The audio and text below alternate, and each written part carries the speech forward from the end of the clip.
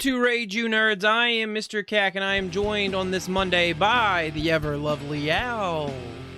Al, Hello. take a bow. Hello. It's good to be back another week, so.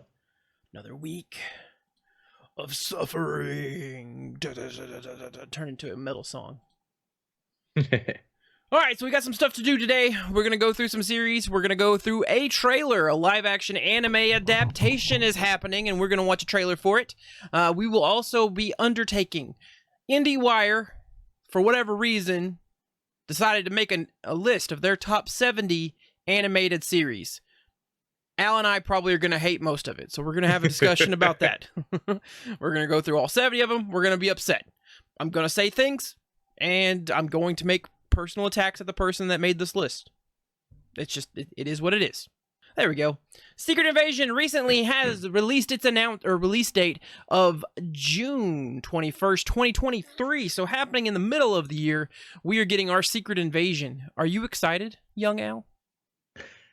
For me, yeah, I am excited. I've been waiting for this to come out just because at the end of Spider-Man, we got to see that Nick Fury has not been on Earth this whole time, so we get to see what he's been doing and why the Skrulls have been on Earth.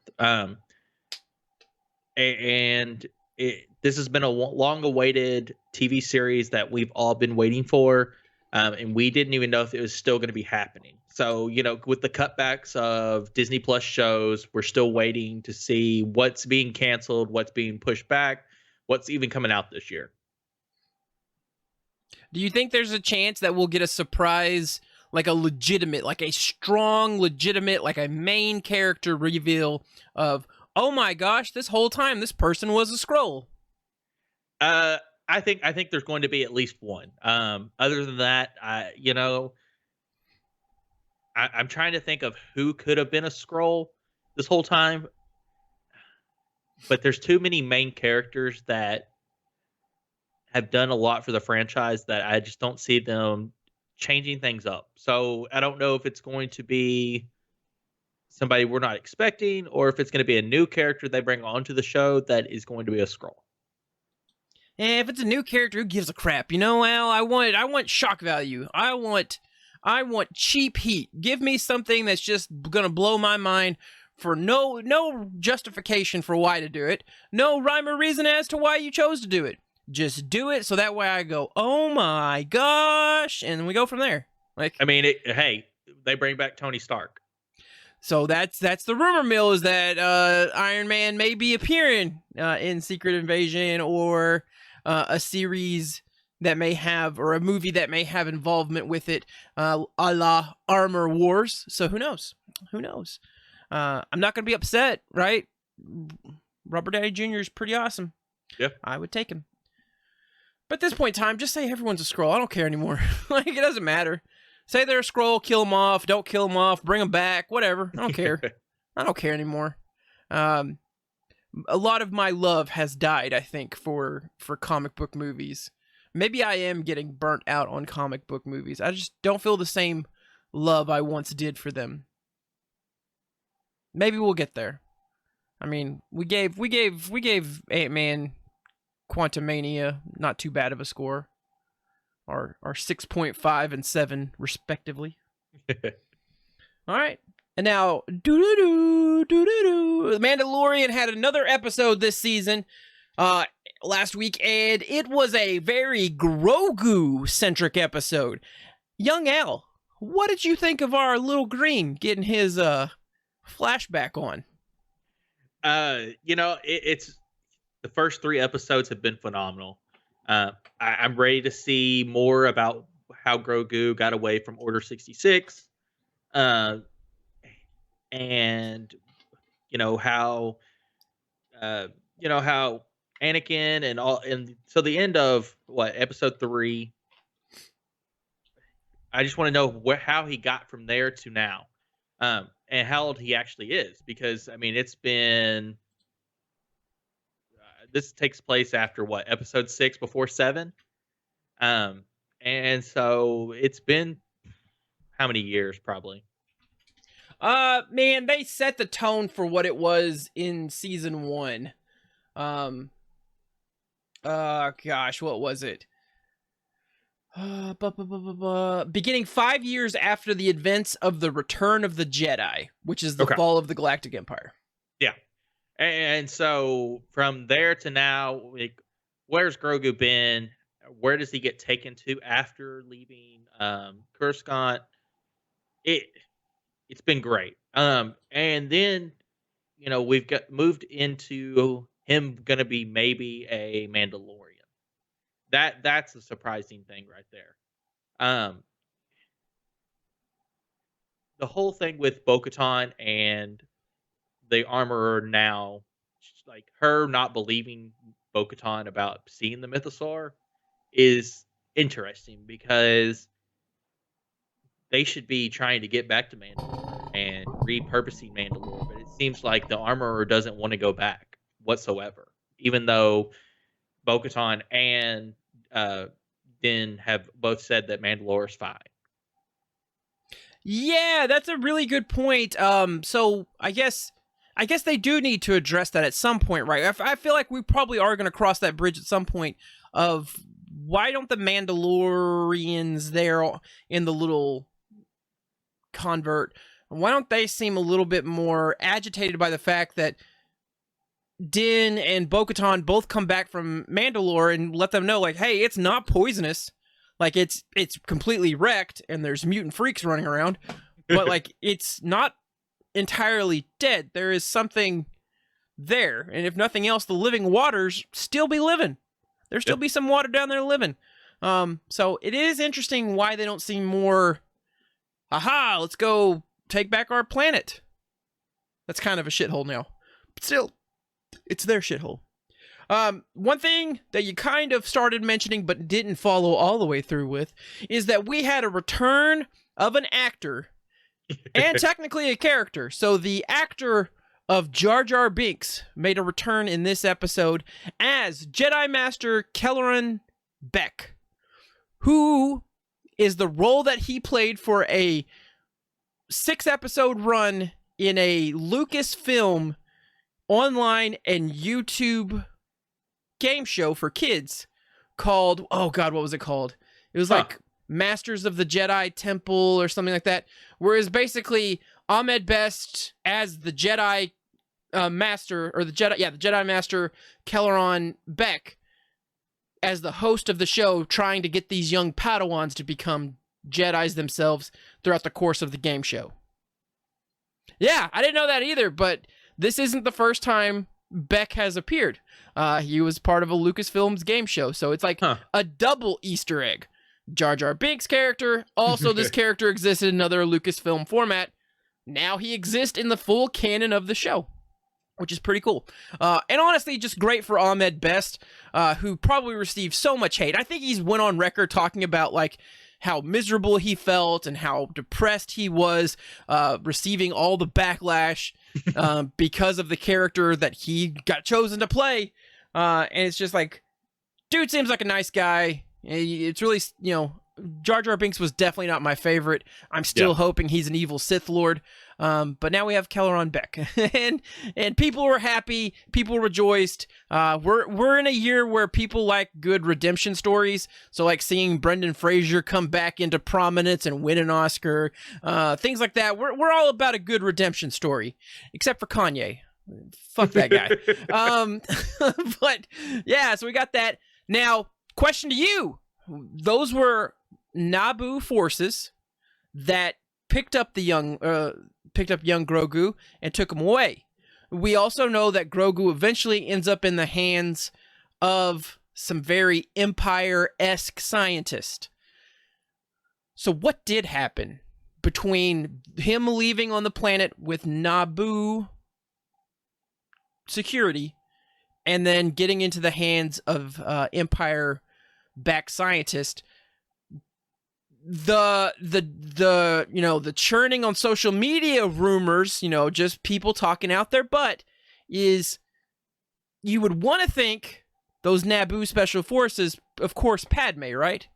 Yeah. But if it's supposed to sync up with the movie, Padme's not aware yet that the younglings had been slaughtered by Anakin, because this takes place immediately during Anakin slicing and dicing little ones. Yeah, correct. So she was unaware by this point in time this was happening. How would she know to have a Jedi go pick up and escort out with her ships? So then the question becomes, the more positive story, could this be Jar Jar Binks and a double wink wink nod nod to Ahmed Best, full circling this son of a bitch all around? Or there's another prominent politician from Naboo that we happen to be aware of. And he happens to be the acting chancellor of the Empire at this point, Palpatine. So there is some fan theory out there. There's some fan theorizing out there. What if this is Palpatine? What if Palpatine swooped in and grabbed up? Because it's not all kids. But there would be one child out of all that bunch that you would think he would have a very special interest in, and it's a creature that you don't see a lot of, and the one that you have seen is 800 years old and has been fighting Sith for God knows how long, and is one of the most Force-sensitive creatures in existence.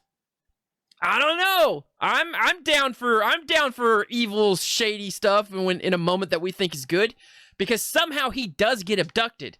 So how? How does he fall into the hands of the Empire? And to your question, how long was he in the hands of the Empire? It is interesting that there is so much we don't know about Grogu. We've had these little moments where little flashbacks have happened, but none of the flashbacks have been recent flashbacks.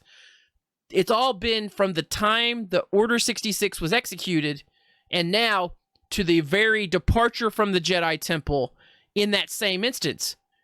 There's still, 20 years, a decade of not knowing what's happened. Well, actually more than that, right? Because the kids grew up. Luke and Leia grew up. There's like 20-something years, like 18 years of question mark there. That is fascinating. Huh.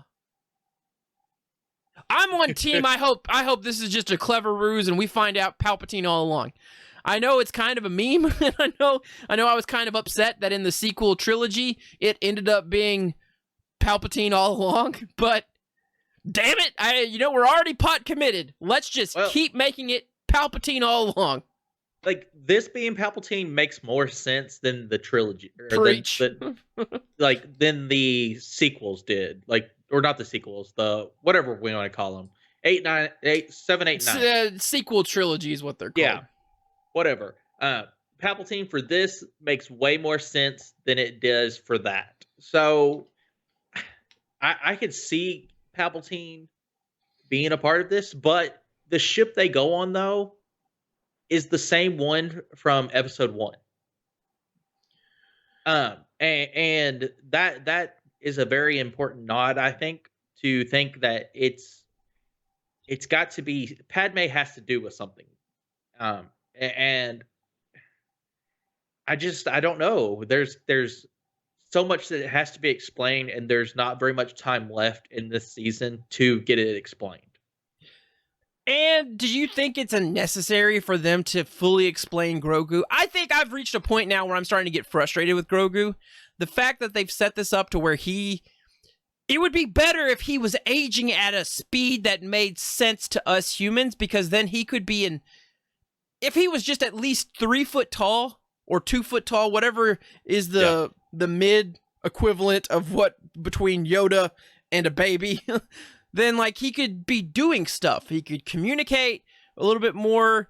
His cuteness as a baby, I think, after now almost full 3 seasons, technically a full 3 seasons if you count his involvement in the Book of Boba Fett, plus this time. So he's going to be going on 3.5 seasons by the end of this as being a baby. And sure, that's cute and all, but I think it's kind of ran its course. We either need to get rid of the baby or he needs to grow up. Yeah, and that's fair. I mean, Yoda, though, was 800 years old? And he was still, he had just gotten old in the prequels. So it's just kind of, I just don't know. I don't know. I'm hoping we make a time jump soon, but I don't know if that's going to happen. Just finds, there has to be some timey-wimey bullshit in Star Wars. just push him into, oh no, that's a forced time field, and anyone that touches it drastically ages. Like, Yeah. push his little green ass into it and go. Or like, he uses the Force to draw out his years to give himself further potential to save Din's life because fucking reasons. I don't know. Like, just bullshit something. It's kind of like the Secret Invasion, right? At this point in time, I no longer care how you get to make it happen. Just do it, and my dumb ass will be like, oh, yay, thank you. Because I mean, it's not as cute as it once was. It's not as cute, and like now they're putting him in situations where he needs to learn to fight. And if I was that other little Mandalorian foundling, I'd be so pissed that a little frog baby just beat my ass in a competition. You know what? Let that bird monster swoop me up and eat me because I don't deserve to be a part of this coven of Mandos anymore because I love a little frog baby. A little frog baby that was sitting over there messing with crabs. That you thought they were rocks, didn't know they're crabs. He's suppressing crabs because he's a little freak show. Just whatever. But I love the series. I love The Mandalorian. I'm excited to see. Eventually, there has to be a crossroads. And we have this weird game where, is it that the armorer doesn't believe Bo-Katan for whatever reason? Is it that the armorer is just one of those philosophic assholes that just can't be a normal human being for 5 seconds? Quit talking in riddles and just sharing the excitement that I may or may not have seen a mythosaur. Gosh damn it. Like, just do that. Or, you know, the other side of all of this, she's telling the armorer this, but why didn't she tell the why didn't she tell Din? Yeah. I mean, it's weighing on her. She's clearly thinking about it. So why didn't she talk to the person that helped, you know, her out and that she helped save? Why is she keeping it a secret from him is probably a better question that I want to see answered at some point. And of course, all of it's going to turn into a colossal pissing contest for whom the rightful owner of Mandalore is. And what's awesome is our protagonist, Din Djarin, does not give two tiddly shits who happens to be in charge of Mandalore because he doesn't care. That's not what he's...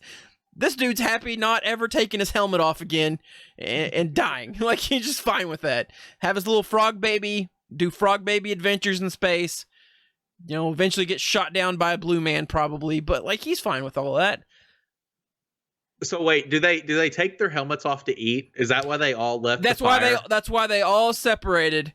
But because it's her party, she was honored by them to stick by the fire and eat.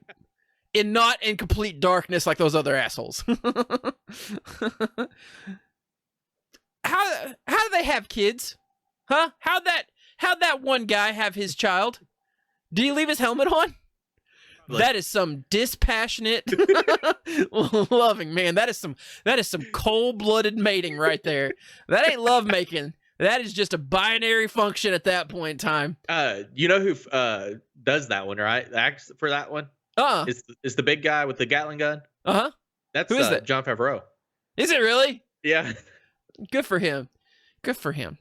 I'm glad to see Happy, but at the same time, how did Happy get that child born? Because I don't know. And on the flip side, a female giving birth with that helmet on too, like, that's got to be hell.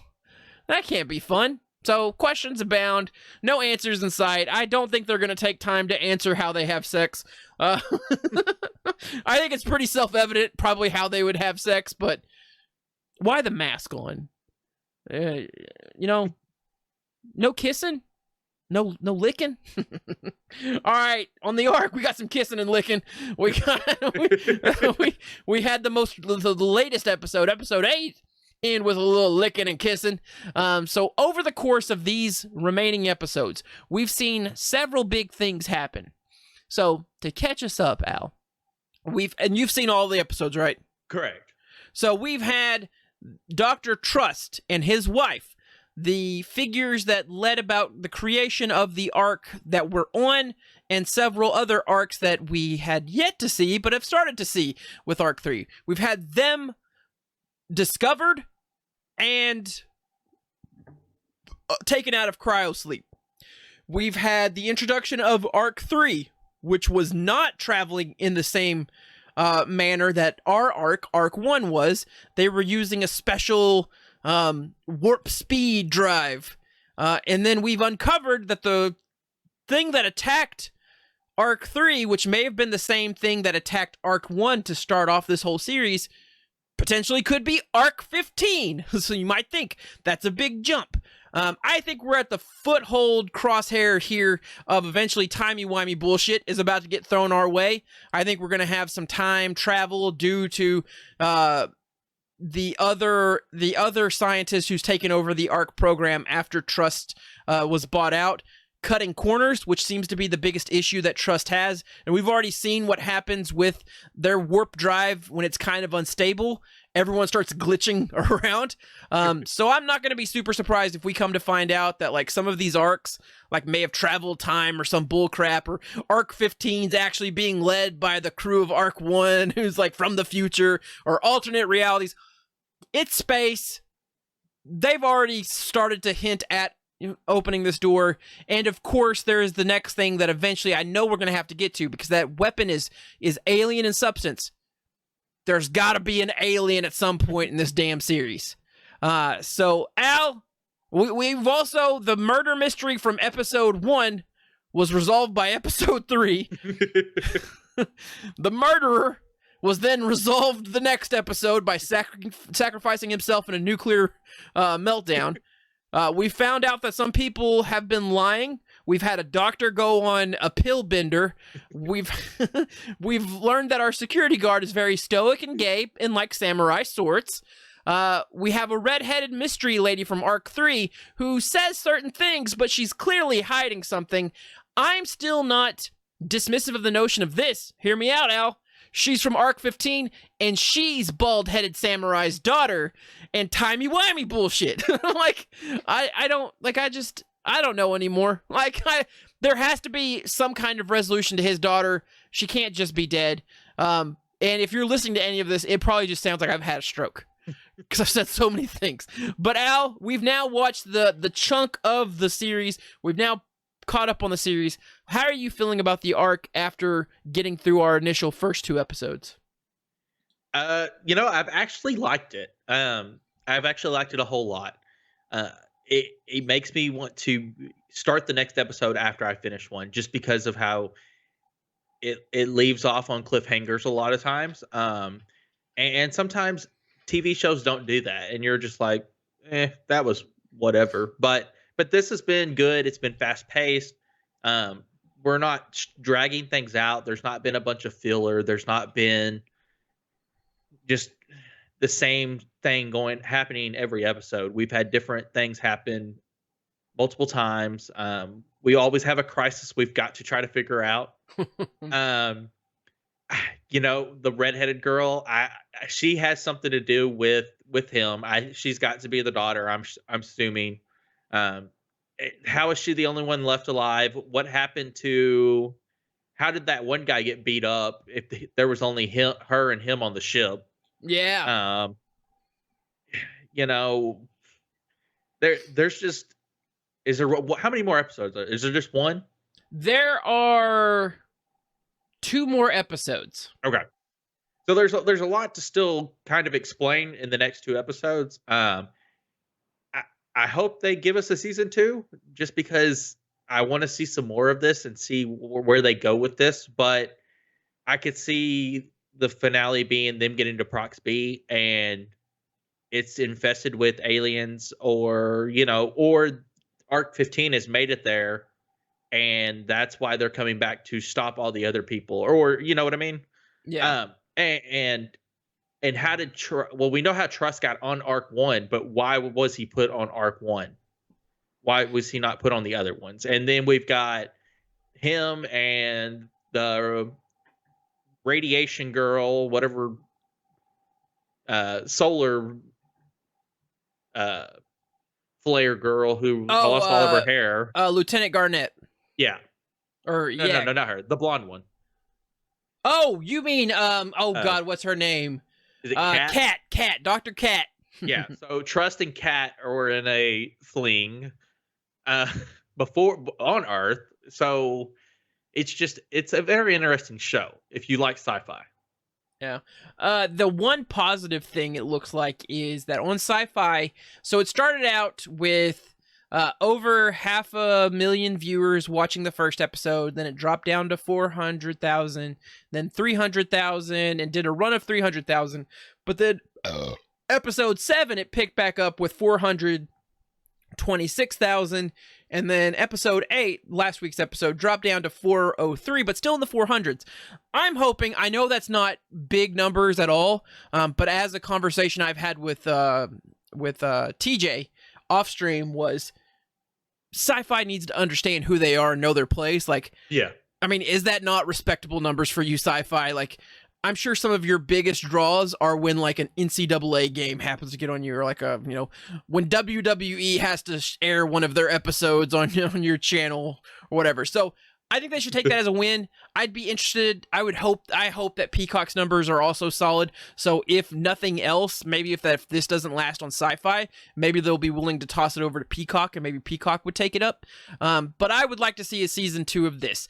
I just don't know if we're going to get a season 2. The numbers just aren't entirely strong. But then again, I don't know what rating numbers SyFy looks for to be satisfied with their programming. And when does this, like, so this is a Wednesday night thing? It comes to Peacock on Thursday, I think. Yeah, so then that makes it a Wednesday showing. I mean, middle of the week, hump day? Is that like a primetime viewing on SyFy? Fuck if I know. I don't know what SyFy considers positives or negatives. I just hope we get more from this, because I am interested. I like that the two prettiest people have finally decided to start banging. Good for them. With Ava, the maintenance lady, and Bryce, the dying from a mysterious illness, but he's rugged, good looking, and has a sexy accent. Life is so challenging for him. I'm too good looking, damn it. I'm gonna bang you. All right, good luck, guy. Speaking of banging, we had someone start up an entrepreneurial spirit. That's right. We had some Dickinbaus hot dogs coming out our way. And this clearly was an episode where Matt Stone and Trey Parker sat down, and I think Trey Parker is usually kind of the more domineering when it comes to sketching out the episodes. And I think he sat down and was like, I want to make people say Dickinbaus as many times as I possibly can when talking about our show. And the reason I know that that's probably true, Al, is because I saw a clip of the behind the scenes of them working on South Park, The Fracture Butthole. You know, that video game they had? Yeah. And they wanted to call it the butthole of I think they wanted to call it the butthole of time. But the ratings video game, like the studio came, like the video studio or Ubisoft came back and said, you can't call it that. And he's like, okay. And he's like, I just knew I had to have butthole in it. So I kept thinking, butthole, fractured butthole. And that got approved. So like I could see him being childish enough to sit down. Oh, I mean, clearly he's childish enough. He named the damn thing Dickinbaus. To just be like, yeah, I want to do this because I want to see if people will say it. And so what did you think, Al, of our penultimate, the season's almost over, the penultimate episode of South Park season 26? It was funny. You know, this season they've actually hit all their episodes. They've hit it on the head with all of them about what's going on in current times.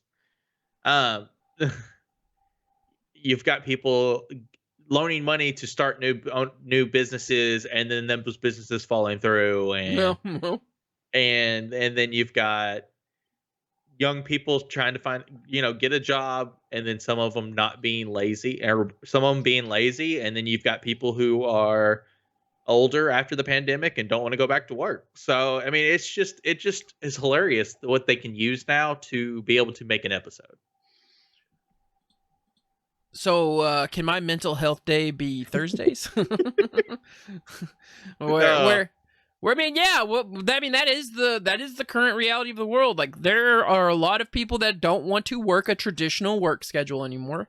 There are a lot of young people more attuned with mental health. And if you've ever started looking at the job market out there for certain industries, like there are more people willing to bend and budge a little bit more of like, hey, we'll give you all this paid time off. Come join us. Like, work, please. Yeah. We'll accommodate. Your mental health is important.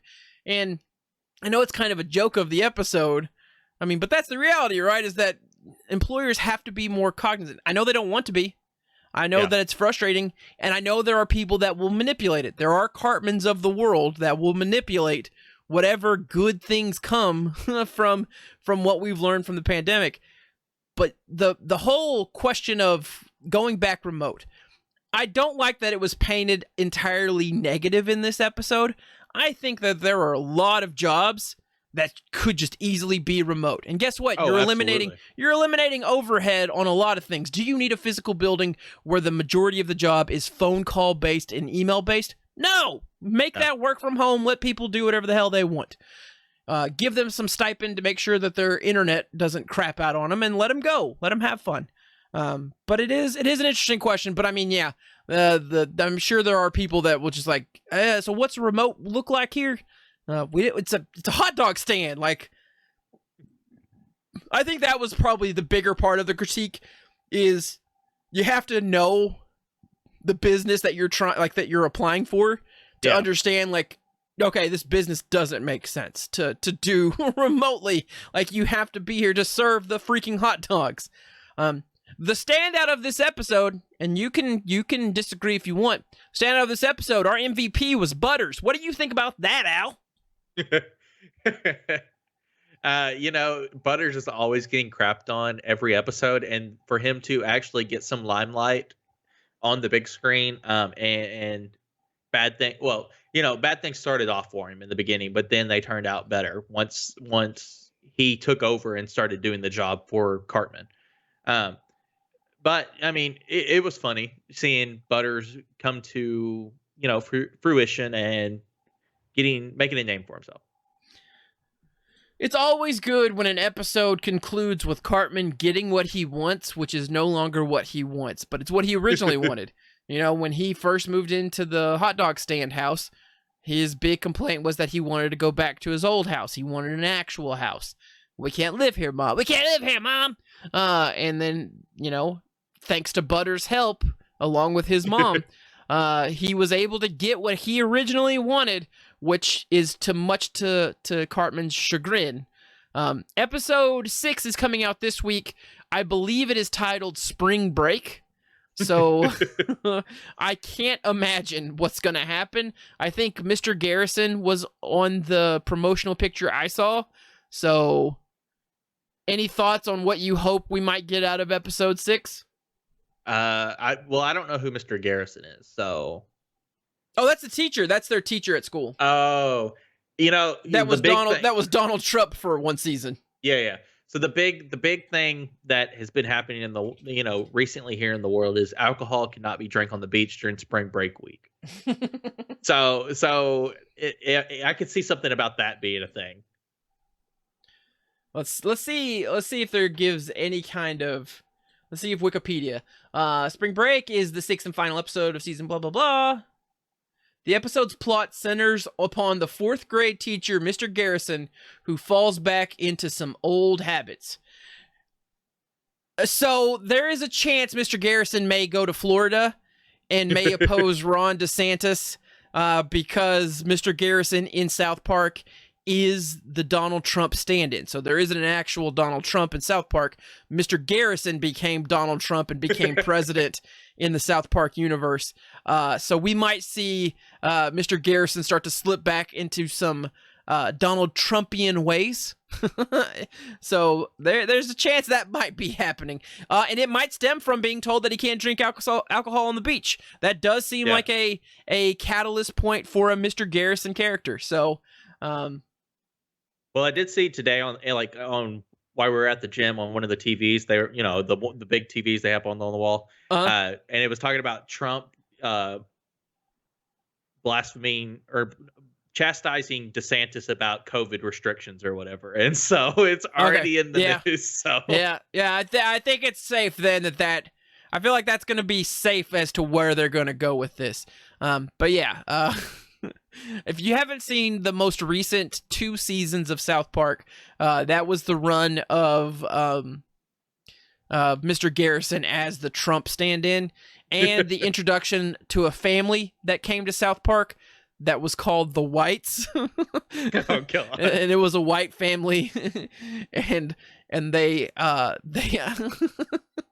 they got attacked, and the person that came upon them was Mr. Garrison as his Trump character, and they're like, "President, us whites have always supported you. We need your help now." It's clever. It's clever. It's both clever and stupid. South Park is at its best when it's clever and stupid. Like Dickinbaus hot dogs. Look at this. I like this little cute smile face that the hot dog has. Clearly it was balls. Yeah. And I think one thing that gets missed that a lot of people really enjoy when it happens is this was a Randy Marsh free episode. Randy Marsh has become a very focal point of South Park. Last season, season 25, he basically was the main character of the show, driving a lot of the episodes. I think people have Randy Marsh fatigue. I think Randy Marsh is funny because it's just kind of the more insane side of Trey Parker, while Stan is the more subdued version of Trey Parker. But still, I think it's nice. I like Butters. I just low-key like Butters. He always gets a bad rap, so it was nice to see him get a win. And he was kind of just agitated. And it didn't involve any of his bottom bitches, so kudos to you, Butters. And if you don't know what that means, Al, at one time Butters was a pimp and had bitches and hoes. And you should go watch that episode if you haven't seen that one yet. All right, we got us a 70 series ranked list, and I can already tell you I'm upset. I mean, I just am, and maybe you can help me work through why I'm upset. But let me switch over to here, and let me switch over to here. Is this going to be good enough for you to see? Yeah, I can read it. Okay, so number 70 is Final Space. Did you ever see Final Space? I don't think so, and then it went off air, right?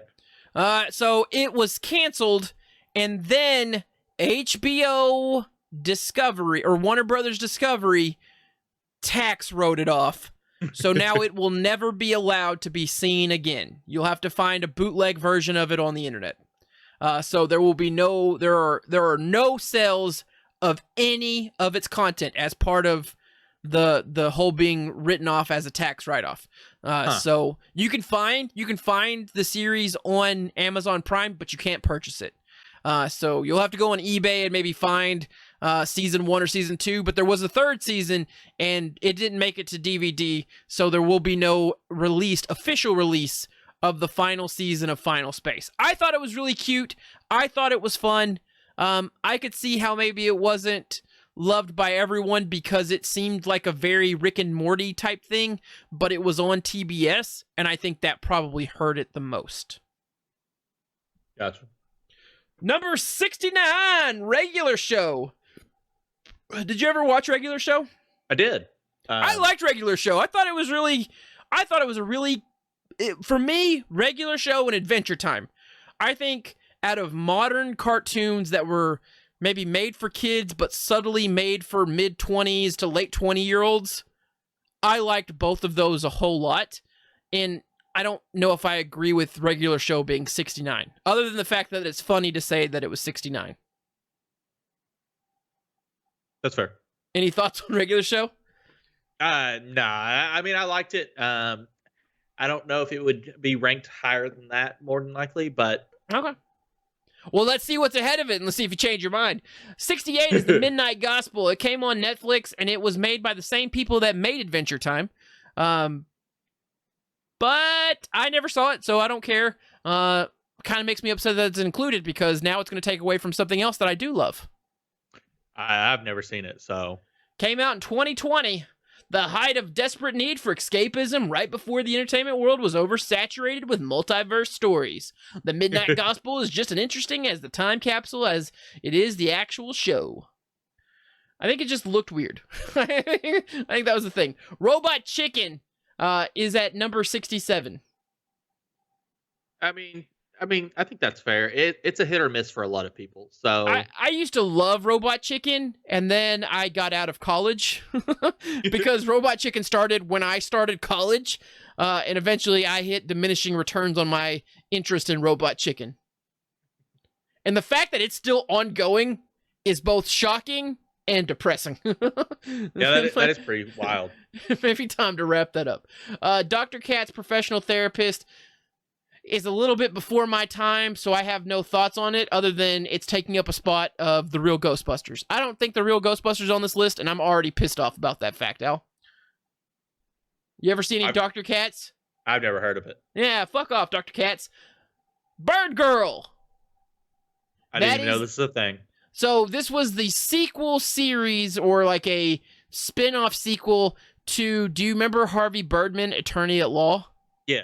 So this was made as kind of a continuation-esque thing of it. And I think it came on Netflix? No, it would have been on HBO Max. And that's as far as I know anything about it. I don't know if that's good or bad, but we'll just say bad. Legends of Korra. Now this one's kind of an interesting spot. People love Legends of Korra and Avatar, and it does seem really weird that Legends of Korra is down as low on this list as it is. Yeah. So this was the sequel, the follow-up to Avatar: The Last Airbender. Number 63 is Aqua Teen Hunger Force. Legend of Korra should be before Aqua Teen Hunger Force. I'm just going to say that. And I liked Aqua Teen Hunger Force. It was, again, silly fun that I found in college. Didn't watch it much past my time in college, but it was silly fun while I was in college. That's fair. That's fair. Yeah, it's not something I watch now, so. It's not something anyone watches now. Harley Quinn! More recent adaptation of the clown princess of crime. What do you think of Harley Quinn being at 62? I thought a lot of people liked it. I thought it would be higher than 62. Because, like, the story is funny. The animation is kind of good. I just don't know what all's on this list based off what we've seen so far. Yeah, I think this is a kind of list you get really upset the deeper we get into it. Harley Quinn, I like that it takes shots and makes fun of obscure characters. I think that's always fun. Star Wars: The Clone Wars, and not that bullshit that came on actual TV. This was a special, like, 10-episode mini-series that came on Cartoon Network, like, once, and then went to DVD, and now that's, like, the only way you can find it. It was all... I think it's on Disney Plus. Good, because it is the best. It is awesome. It was cool. It was made in the same vein as Samurai Jack's artwork, and I love the crap out of it. Let me look. I think it's on Disney Plus. Yeah, it had the Samurai Jack kind of feel to it. It looks like Samurai Jack, which just made it all sorts of badass, and it had a darker story to it. You had more Siths and stuff. It really expanded. General Grievous was a badass in it, which is like my biggest complaint about the non-cartoon version of General Grievous. And while I like the longer standing series, the Clone Wars, this one is by far my favorite. And that came in at number 61. Let's continue. Yes, I think they've just broken it down into 2 70-minute episodes. That's fine. It's cool. Number 60 is The Venture Bros. Go Team Venture! I haven't seen any of this. I've heard about it. It's hilarious, man. I've heard it's hilarious. It's so good. It's weird. It's weird, but it's like, it was crapping. So, you know what? Honestly, I mean, it makes fun of Johnny Quest, but it also makes fun of a lot of superheroes. And it was doing it before some of these other shows, like Gru, before Peacemaker, before oh gosh, The Boys, before The Boys came on TV. It was kind of doing that stuff of like the heroes maybe sometimes have a darker side to them, the villains maybe have a lighter side to them, and everything's just kind of weird in the middle. There's a lot more gray in the world, and also there's a deep sounding lady. Futurama is 59, the show that predicts the future. Oh, now that, like, I love Futurama. This is not where I would expect this to be at on this list, because I feel, I feel like this was a very beloved cartoon by a lot of people between like late 90s and early mid 2000s, and I just feel like it should be higher than 59.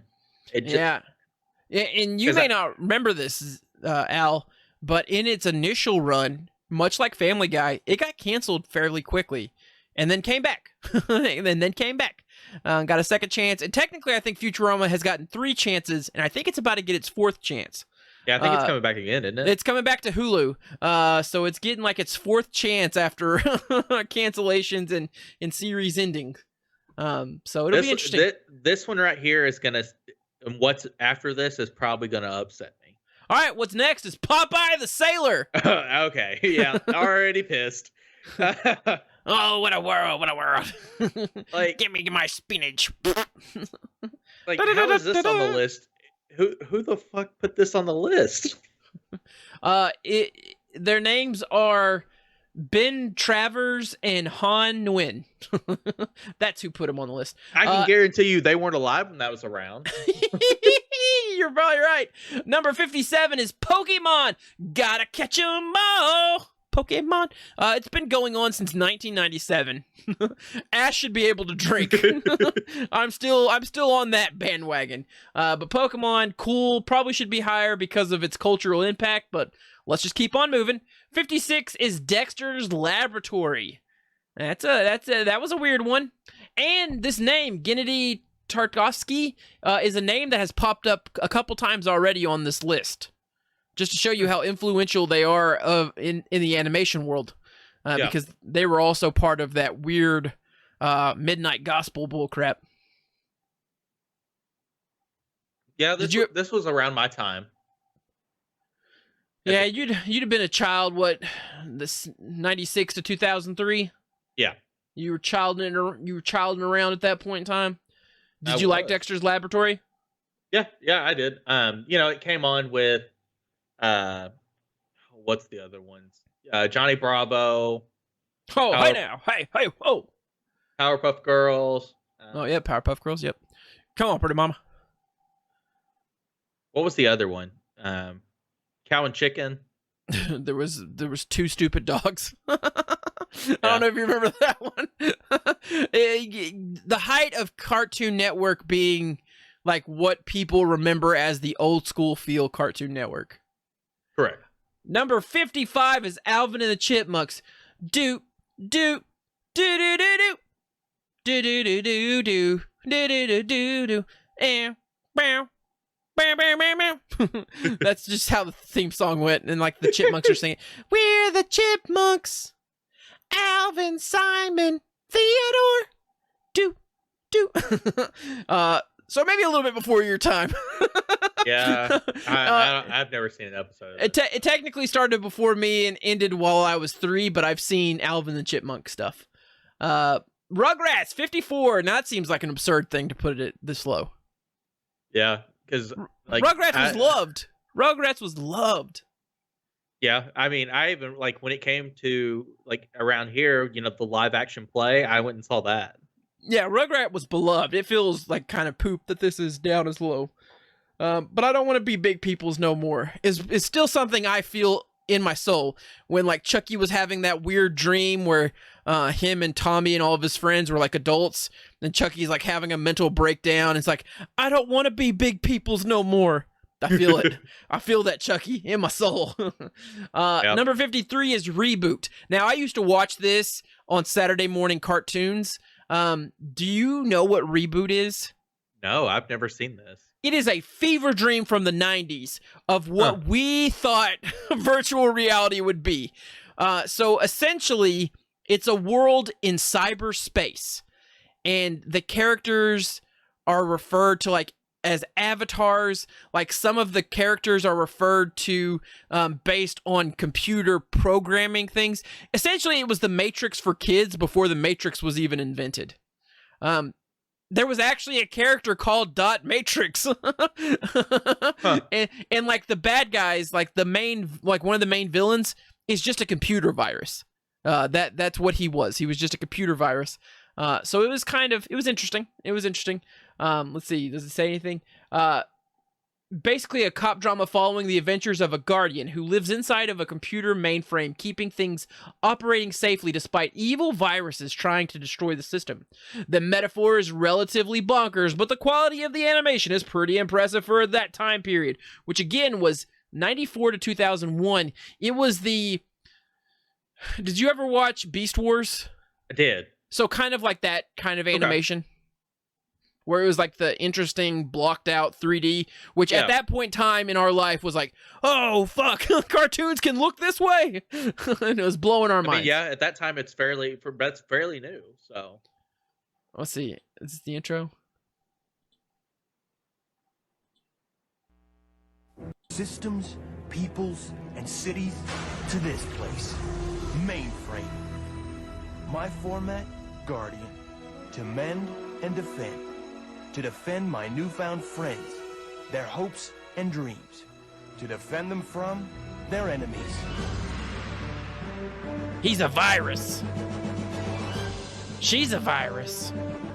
But it was interesting. It was an interesting show. Number 52 is Scooby-Doo, Where Are You? That's the original Scooby-Doo. It ran for a year.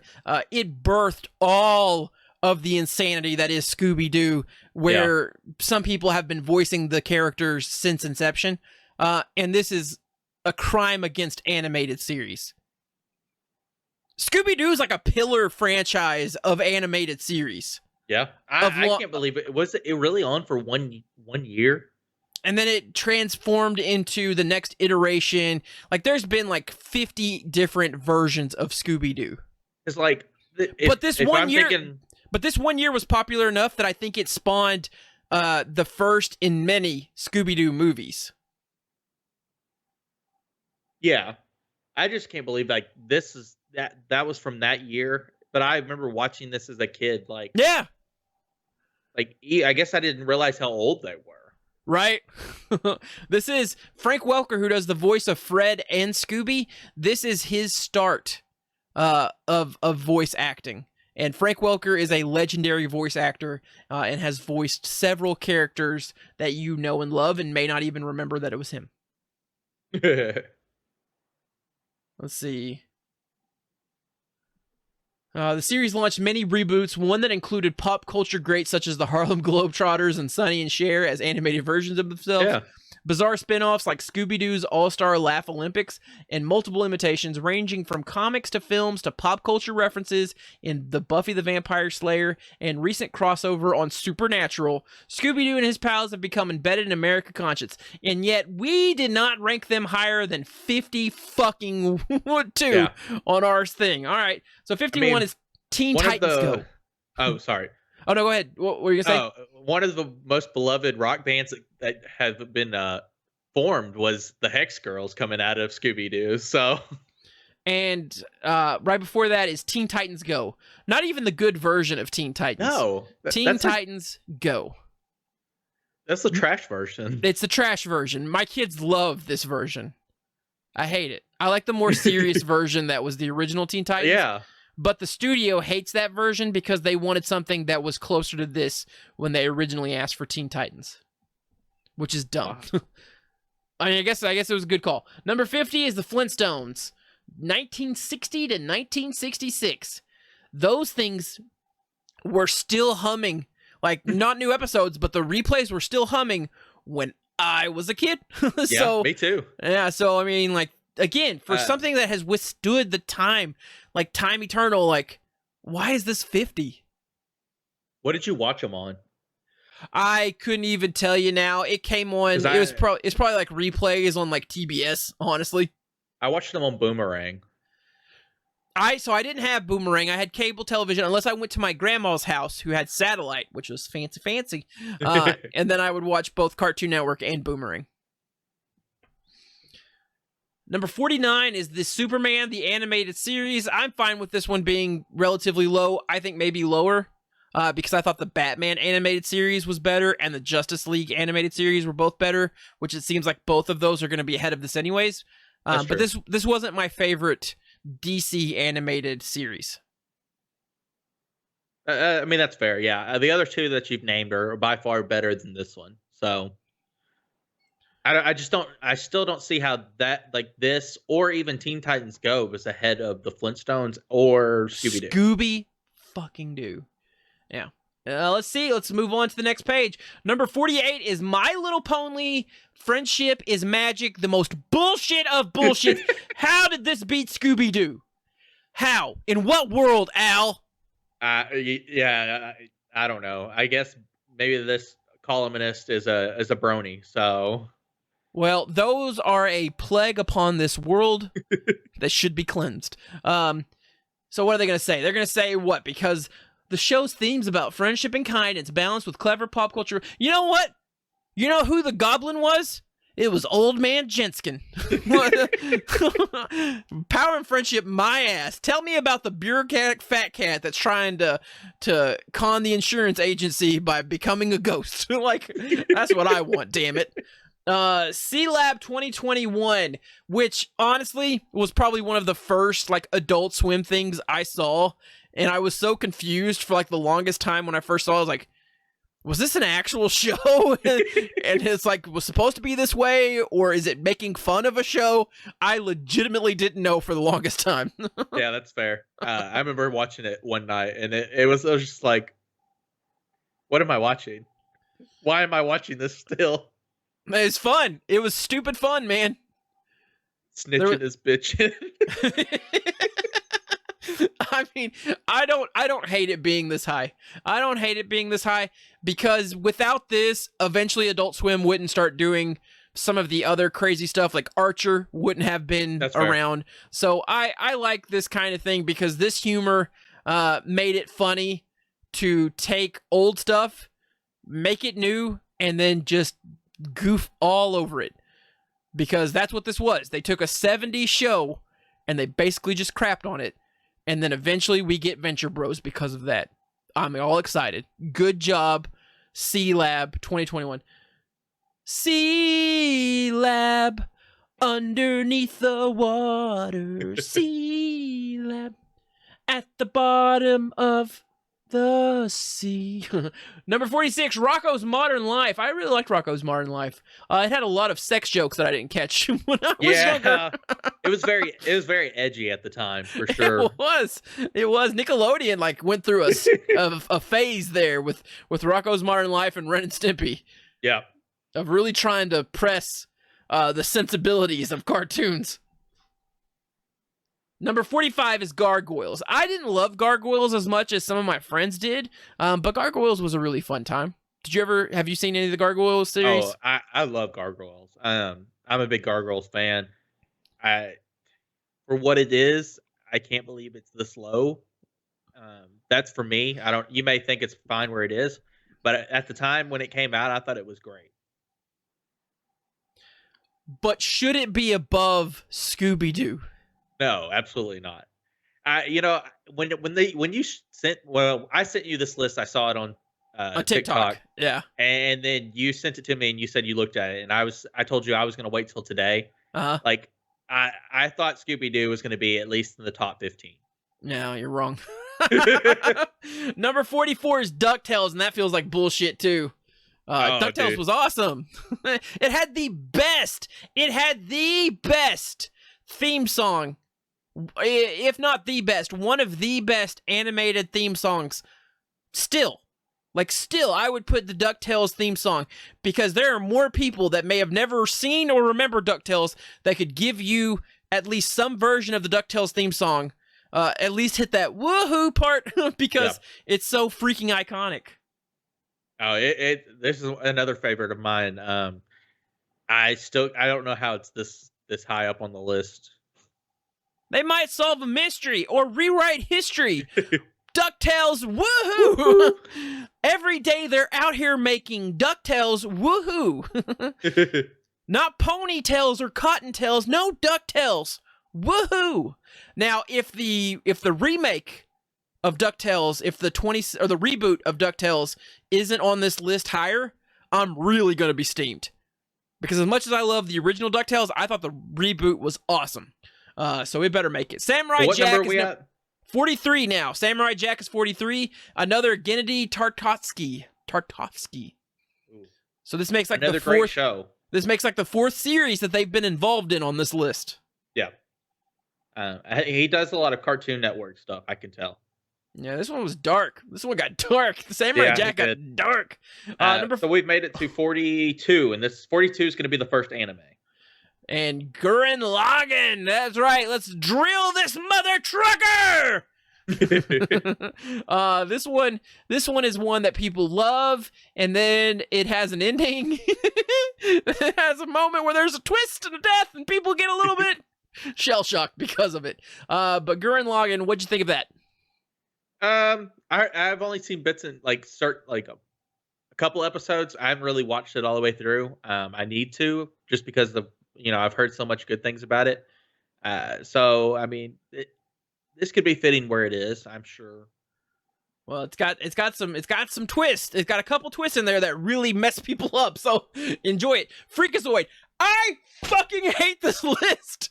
Why is Freakazoid this high? I don't know. Do you remember Freakazoid? I do. It was okay. It was just insane. He just did stuff. He was the Mask, but blue. He just did stuff. All right, Freakazoid is number 41.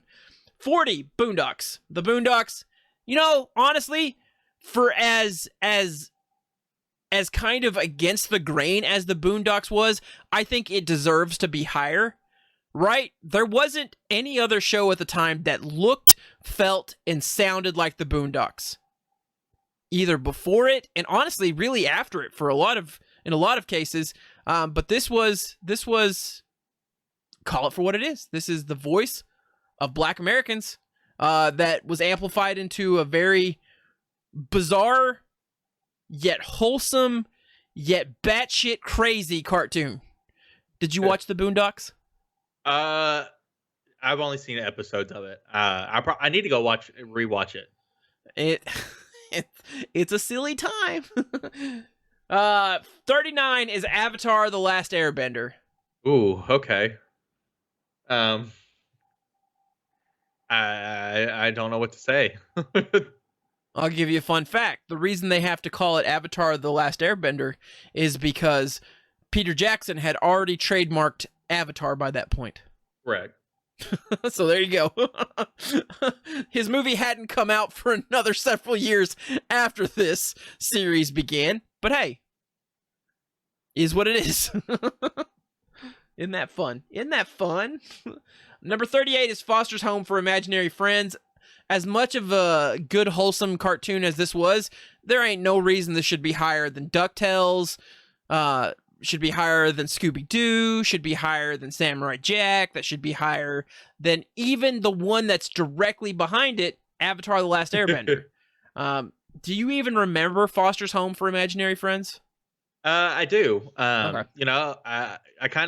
Me and a buddy kind of watched it as it came on, weekly, a new episode. But it was just something to watch, during the time, after school or whatever. And so we just kind of watched it. Gotcha. Number 37 is FLCL, also Fooly Cooly. This one is insanity. This is our next anime, but it's also sheer insanity. I've only ever seen the English dub, and it's never made any sense to me.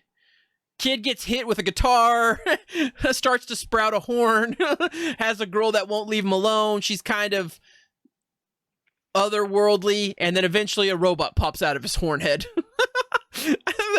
There's a love interest plot.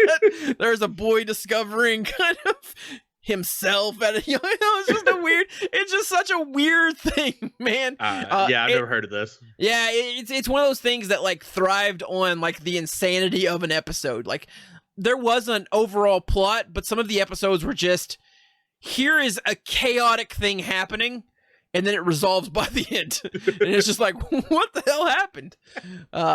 What are we going to? We're going to number 36, SpongeBob SquarePants. He lived in a pineapple under a sea. I don't know if you knew that. Should this be higher? Should this be higher? I mean, it's a very, very iconic show that people still watch today. That has a very large cult following. So yes, absolutely, I think it should be higher. I mean, my kids know what SpongeBob is, and they kind of enjoy it. Not as much as other things, but they know what SpongeBob is. I think that that's a testament to... I think there should be more paid in this rankings to shows that have stood the test of time. Correct. And SpongeBob is one of those shows. 35, the Powerpuff Girls. What do you think of the Powerpuff Girls? It was it came on when I was probably in middle school or high school. And my brother watched it just because he was younger, and so this is a show he would watch. And I would just watch it with him. So Mojo Jojo, you are the girls of the power and the puff. Number 34 is Over the Garden Wall. Now I haven't seen this, so I don't know. It's a good one. It's a very short cartoon. I think it's a 10-part miniseries. Yeah. And so, but it's good. My wife loves it a lot. It's got what's his name? Oh, Elijah Wood. Yes. Yeah, he's one of the main characters. Oh, interesting. Might have to give that a shot. Number 33 is Primal, another Gennady. I've never seen this. I've never seen it, but I've seen Adult Swim advertise it, and I don't think there's any dialogue. There is just a caveman and him trying to survive and, like, tearing through shit. Like, dinosaur attacks, mammoth attacks, saber-toothed tiger attack, just killing things. Number 32 is Home Movies. Do you remember that? A little bit. Should much, not though. be this high. Should not be this high. No. Travesty. It looks ugly. It looks dumb. I get that Bob's Burgers may not exist if this didn't exist because John Benjamin had voices in this show, but it looks dumb. Number 31 is Frisky Dingo. So before there was Archer, there was Frisky Dingo, and it was all pretty much the same voices and style. Frisky Dingo was fun, but it was a bit weird. It was a very weird show. If you can't tell by the main antagonist, who's kind of like a dinosaur man, like, it is a little weird. Did you ever see Frisky Dingo? I have not. I didn't even know this existed. And also, it is attached to C-Lab 2021, so a lot of the voice actors carry over between it and Archer. Okay. Number 30 is Undone. I have no idea what that is, and it is a complete travesty that this is ahead of Scooby-Doo, SpongeBob, DuckTales, Woohoo, and other things. Yeah, I don't know what this is. It's a Prime Video show. I don't really like the art. No, I don't either. It's not a cartoon. It looks like they just put a filter over someone. It's not a cartoon. Get out of here. Number 29 is Sailor Moon. Okay. Fighting evil by moonlight, never running from a real fight. She's the one named Sailor Moon. Sailor Mercury. So my remembrance of Sailor Moon is it would come on USA on Saturdays. And so I would wake up Saturday morning and my mom would have the Otis Spunkenmeyer chocolate chip muffins. And I'd pop one of those in a microwave, and I'd sit down and watch some Sailor Moon. I was just like, hey, whatever, man. Like, this is, it's like I'm not supposed to like it because it's a bunch of girls, but like, I kind of was digging it. Like the villains were kind of creepy, but they would become humans, and like there was stupid action in it. So I'm down for that. And this lady would go on and marry the creator of Yu Yu Hakusho and Hunter x Hunter. Oh, okay. And hopefully she will take up the pen and finish his series for him because he just can't. 28 is Aeon Flux. Don't know what that is. I've never heard of it. Number 27 is Rocky and Bullwinkle. Interesting. That's one way of putting it. 26 is Ren and Stimpy. Ren and Stimpy beat SpongeBob, DuckTales, Scooby-Doo. Flintstones. I just want to make that clear. I did like Ren and Stimpy. I did not like the revival of Ren and Stimpy that came on Spike TV, but I did like the original Ren and Stimpy. It was stupid. Yeah. It's stupid, but I liked it. Number 25 is Tuca and Birdie. So the people that made BoJack Horseman made another series, and it stars birds. And it's ranked higher than DuckTales and Scooby-Doo. I may not get over that. All right, we're getting down to the last 24. 24 is Beavis and Butthead. It's pretty iconic. I'm not too terribly torn up by that. It's I could see it in the top 25. So I mean, 24 is probably a good spot for it. I put it in Simpsons like as close stablemates to each other, but I think Simpsons is by far the superior cartoon. Oh yes. So yes. I'm glad that it didn't beat The Simpsons in this back-assward list. Also, just to clarify, Beavis and Butthead beat DuckTales and Flintstones and Scooby-Doo. And yeah. 23 is South Park. That's bullshit. I don't know what else you want me to say. South Park is... Tokens Life Matters. South Park is one of the few shows that can do what they do and hasn't ever apologized or changed. And that is a testament of something. You know, Beavis and Butthead faded out because they couldn't cut it after a certain point, and Mike Judge had to go and start doing something different. But Trey Parker and Matt Stone, they still doing the same stuff they've been doing. They might have a little bit more nuance to it, but it's still the same stuff. Number 22 is Mobile Suit Gundam. I have never gotten into the Gundam stuff, but I know it's super popular. Oh, I'm a big Gundam fan. Are you happy with it at 22? Yeah, I think so. For me, the original is okay. For me, my favorite is Mobile Fighter G Gundam, where the countries have their own. So each country, it's like a big battle royale, and each country has their own mobile suit based off of what they look like from their country, and that's the one I like. Let me find one and I'll send it to you. You can keep going though. Hey, it might be on the list. You never know. Number 21 is Phineas and Ferb, which is again bullshit because that should not be ahead of Scooby-Doo, SpongeBob, the Flintstones, DuckTales, even the Powerpuff Girls or Dexter Laboratory, or whatever. Phineas and Ferb, whatever. Number 20 is Justice League. So again, out of the animated series, I think it goes Batman, the animated series, Justice League, and then Superman, the animated series from DC's catalog of big ones.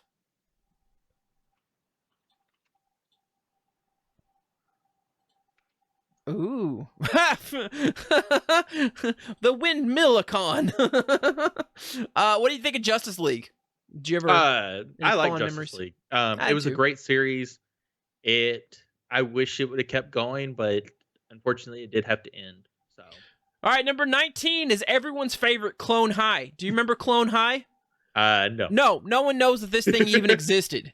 I don't even know it lasted 1 year.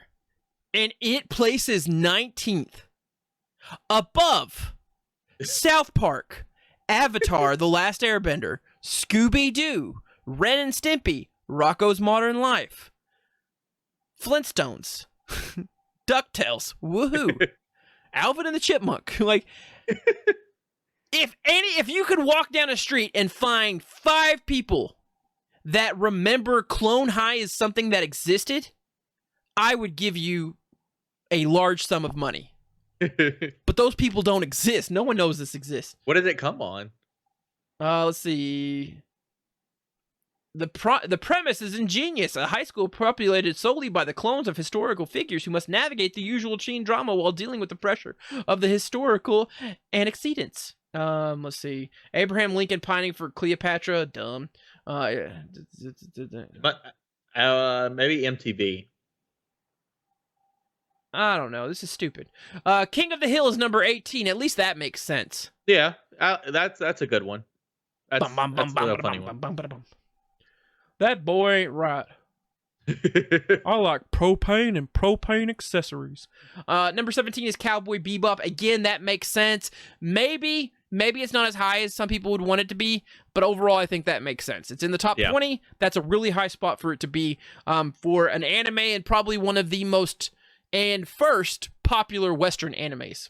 Correct. Or animes in the Western culture, if you get what I'm saying.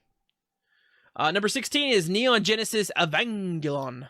And I think this is, again, in the same vein as Cowboy Bebop. You know, you could argue maybe it should be higher because of just the impactful storytelling, the beautiful visuals. But guess what? This is an anime, and it's damn surprising that we live in a world where people actually know this as well as they do. So I think that's a good spot for it to be in. Number 15 is Rick and Morty. Wubba lubba dub dub. That guy is kind of a shitbag. So, but at the same time, this is super popular. Is 15 a good spot for it? Ahead of the other things that are no, absolutely not. It may be popular, but I just feel like there's many more iconic things and more cult followings on other shows that are behind this.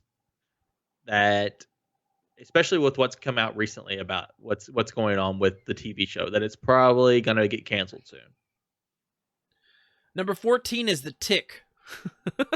Okay. I mean, I like The Tick, but is it better than Scooby-Doo? DuckTales? South Park? Ren and Stimpy? Like, is it? I don't know, man. Oh. Number 13 is Adventure Time. Okay. I like how they started like using math as like positive words. Like, that's mathematical. Algebraic. I like Adventure Time. 13 feels kind of high, but at the same time, I'm not too upset by it. Yeah, that's fair. I really like Adventure Time too, and so this is fine where it's at. It's just those other things that are behind it, man. It's pretty jarring, man. The things that are behind it. Now let's get to our top 12. Number 12 is Gravity Falls.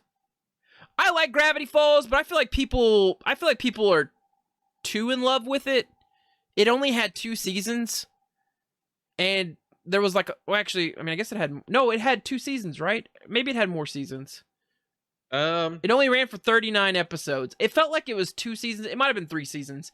It felt like there was a lot more to it that they could have done with like all the mystery to it, because there was a lot of like mysteries and things being, hinted to, and then how it ended felt very rushed. And I don't know. I think 12 is too high. It does have a 100% Rotten Tomato score. I mean, it's good. Don't get me wrong. I loved it. I binged it when I found it because I'd heard so much about it. But I mean, 12 is super high. Yeah. I mean, eventually you have to start looking at what you've ranked behind it and say to yourself, is this legitimately better than the things that I've ranked it before? And these 2 guys said yeah, or these 2 people said yeah. Number 11 is The Critic. Yes, everyone's favorite. The Critic. What the hell is The Critic? I've never heard of it. Is it Frasier the cartoon?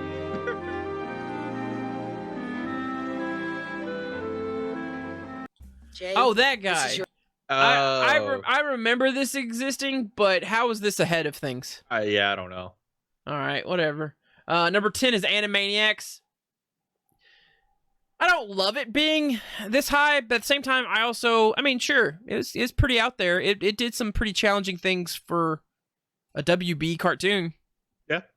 They made some crude jokes. and then it got brought back. We are the Animaniacs. Didn't it come back on Hulu? Yep. Yeah. Dot is cute and Yakko yaks. Number 9 is Big Mouth. Bullshit. You can't tell me that's one of the top 10 cartoons. I don't know. Like, it's fun, But you know where it'd be real fun at? In like the 50, 60 range.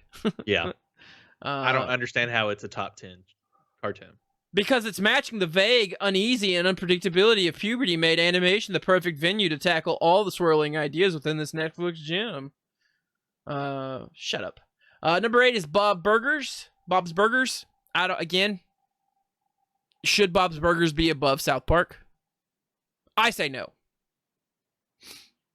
But what do I know? Not. But what do I know? What do I know? Stop or my mom will shoot Burger. Yeah, he's got clever stuff. Like I don't want to crap on Bob's Burgers because I like Bob's Burgers. I just don't think it's a top 10 for me. Number 7 is Space Ghost Coast to Coast. Again, another one of those like C-Lab. When Hanna-Barbera was like, you know what? Take our properties and turn them into kind of goofy gags. Yeah. And Adult Swim was like, okay, we can do that. And here's Space Ghost Coast to Coast, where it was a pseudo talk show, and every now and then would have celebrities on that like seemed to not be getting asked the same questions that what Space Ghost was talking about. And there's Hulk Hogan for some reason. Number 6 is Steven Universe. We are the crystal gems. We always save the day. And if you think we can't, well, always find a way. I like Steven Universe. It's one of those like touching, wholesome things, but also had a lot of anime-inspired action in it. Yeah. But do I like it as a top 10? This top 10 list is pretty stupid. My daughter would say that's a bad word. Number 5 is Batman the Animated Series. That does make sense to me. Okay. That would make sense. Like 5 feels high. Top 10 worthy. Yeah, 5 feels high, but top 10, that makes sense to me. Number 4 is Daria. Bullshit. Bullshit. Yeah. But it had a following. It had a big following on MTV, so whatever. Number 3 is Archer. I love Archer. And I don't want this to come off as I don't love Archer. No, yeah. Archer's great. But it's not a top 10. Of all time. It's not a top 10. And if we get through this list and there's two cartoons that I have not seen on here yet. Again, I'm completely upset that the real Ghostbusters isn't on this list. I think that's complete bullshit. I mean, there's two top, like for me would be top 10 cartoons that I have not seen on here yet. Okay, but tell me hold on. I want to see what the list. I want to know. All right. What are they? Number 2 is The Simpsons. The Simpsons. I mean, it's been on there for a while, though. All right, so there's one more spot left. And let's think about things that haven't been listed yet. Family Guy. I sure hope to God not. But I'm just saying, Family Guy isn't on this list at all. Yeah. American Dad should be on this list, honestly. It's better than Family Guy. It should be in the 60s, 50s, but it should be on the list. My two shows that are not on this list are The Jetsons. Okay. And Doug. Al, I got some bad news for you. I got some bad news for you, buddy. They may not make the list. Tales from the Crypt had an animated series. I thought that was pretty cool. None of the Transformers... Shock is not on this list. Static Shock's not on this list. Spider-Man animated is not on this list. The Transformer, again, a plethora of Transformer series not on this list. Most current animes, One Piece isn't one of the top animes of all time. You're going to sit here and tell me that? You include some animes, but you don't include the top best. There was a period where they were known as the Big Three. Bleach, Naruto, and One Piece. And not one of them's on this list? Listen, they all dipped in story at certain points, but come on. That's every show, though. And you've added Clone High. You've added The Critic. The Critic was in your top... Clone High and The Critic were in your top 20. Huh. Okay. So number 1 is BoJack Horseman. Okay. Just... This list is done. It needs to be set on fire. I know it's super popular. I've never gotten into BoJack. Oh, he's a sad, self-deprecating, self-destructive horseman. He drinks. Okay. He's trying to reconcile with his daughter. Okay. But so is Family Guy. Is this out of all of the animated series, but specifically the 70 listed, is this the best? Absolutely not. I don't know. I mean, you got to think pretty highly of yourself to go out of your way to make a list of 70 animated series and post it on a website and not think that, I don't know. I don't know what This makes us laugh and cry.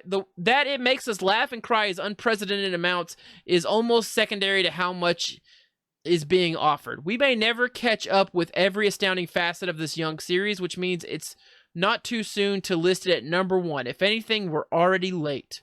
BT. Again, that is Ben Travers. Ben Travers.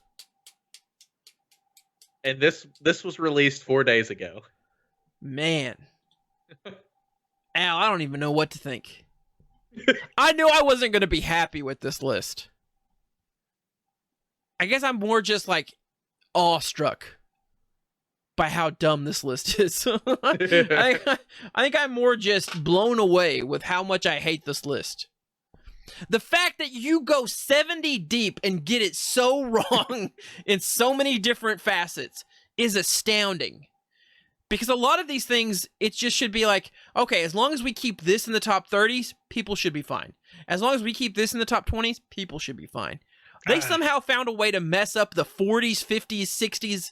Like, those are the throwaways. Those are the throwaways of your list, and you somehow found a way to mess those up. You have Scooby-Doo at like 52. And it can be for no other reason than the fact that it rhymes. This has to be a gag list. I don't know. That whole list in general is just. I understand it's their opinion, but their opinion's wrong in my book by about 70 animated series right there. I wish there was. I wish there was comments allowed on it, so that way, we could see what other people think.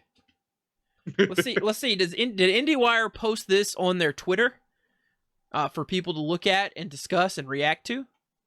Probably not. I wouldn't if I was them. I wouldn't. They did the 15 best South Park episodes.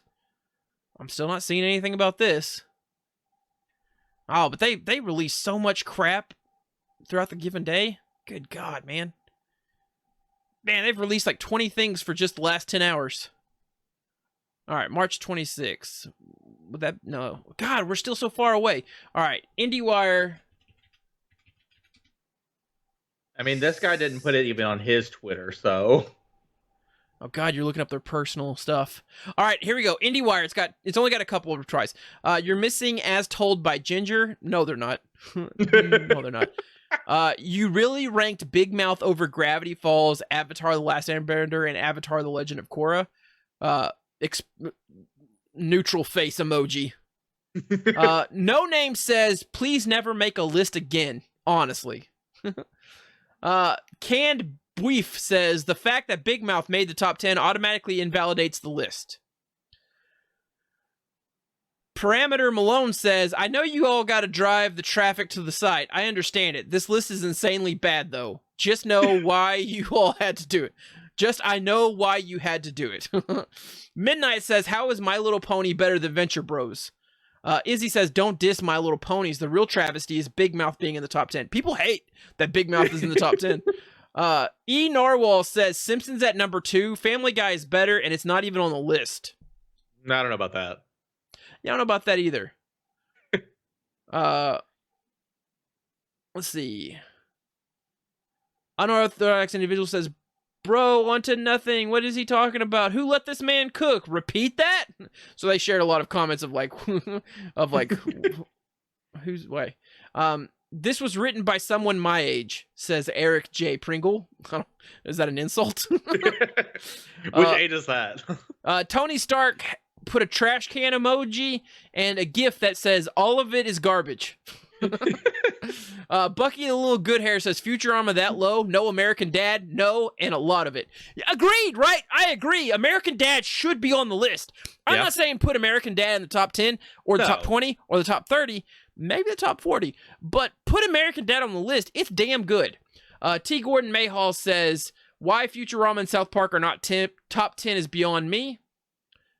Riri Williams, lab assistant, says, fucking Final Space at 70? Question mark, question mark, question mark, question mark, question mark. People like Final Space. It wasn't bad, man. Adam Thompson also sends the gif of all of it is garbage.